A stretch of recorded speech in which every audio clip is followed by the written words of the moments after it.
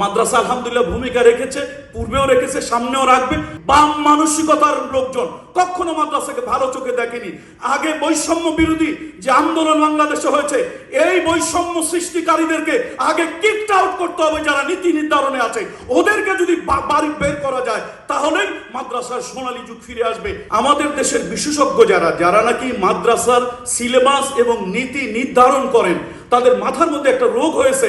তারা সবসময় মাদ্রাসাকে আধুনিকায়ন এই আধুনিকায়ন করতে করতে মাদ্রাসা ব্যবস্থাকে ধ্বংসের দ্বার প্রান্তে তারা নিয়ে গিয়েছে। আজকে মাদ্রাসা শিক্ষা ব্যবস্থা ছাত্র কেন ঝরে পড়তেছে? আপনি স্কুলে যদি, কলেজে যদি 1200 মার্কসের পরীক্ষা দিতে হয়, মাদ্রাসায় যদি 1700 মার্কসের পরীক্ষা দিতে হয়, একটা ছাত্র আপনার এখানে থাকবে কেন?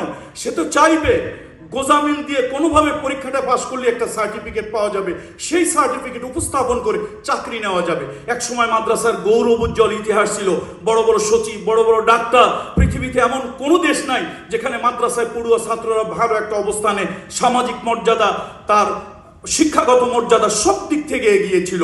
কিন্তু আমাদের দেশের রাষ্ট্র ব্যবস্থা যখন মাদ্রাসার উপরে বিমাতাসুলভ আচরণ, যখন নাকি সতীনের ছেলে, যেটাকে আমরা গ্রাম্য ভাষায় বলি, এই মাদ্রাসাগুলোকে, মাদ্রাসার আলেমদেরকে এই আচরণ যখন শুরু করেছে, মাদ্রাসায় চাকরি পাওয়া যায় না। মাদ্রাসার সার্টিফিকেট থাকার কারণে সে আর্মি কমিশনে যখন গিয়েছে, তার একটা সার্টিফিকেট মাদ্রাসার, সেই জন্য তাকে আউট করে দেওয়া হয়েছে। বিসিএস এ তো মাদ্রাসা যারা ওখানে বোর্ডে থাকেন সবসময় তারা মাদ্রাসাকে নেগেটিভ সেন্সে দেখা হয়। আমার মনে হয় মাদ্রাসাকে মাদ্রাসার মতো থাকতে দেন। মাদ্রাসা এটা হচ্ছে একটা আদর্শিক একটা শিক্ষা প্রতিষ্ঠান।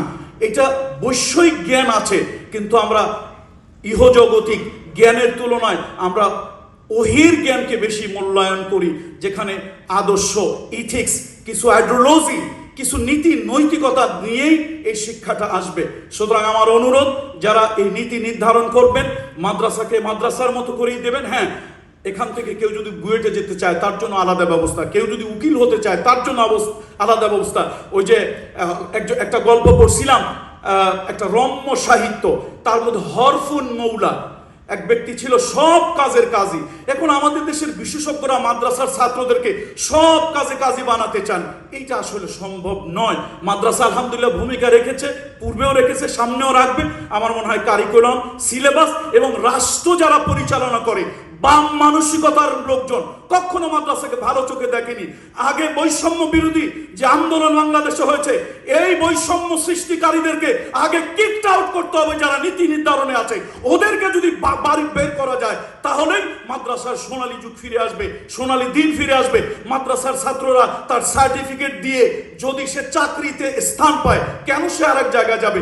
আমি যখন ঢাকা ভার্সিটিতে পরীক্ষা দিই, আমার দুজন সম্মানিত ওস্তাদ, যাদের চরণের ধুলা আমি গায়ে মাখি, আমার এত সম্মানী দুজন অত্যন্ত শ্রদ্ধাভাজন শিক্ষক। আলহামদুলিল্লাহ আমি নিয়মিত ক্লাস করেছি তাদের অধীনে, এবং ফাঁকে ফাঁকে ঢাকা ভার্সিটিতে গিয়েছি। আমরা মাদ্রাসার ছাত্র এত খারাপ নই।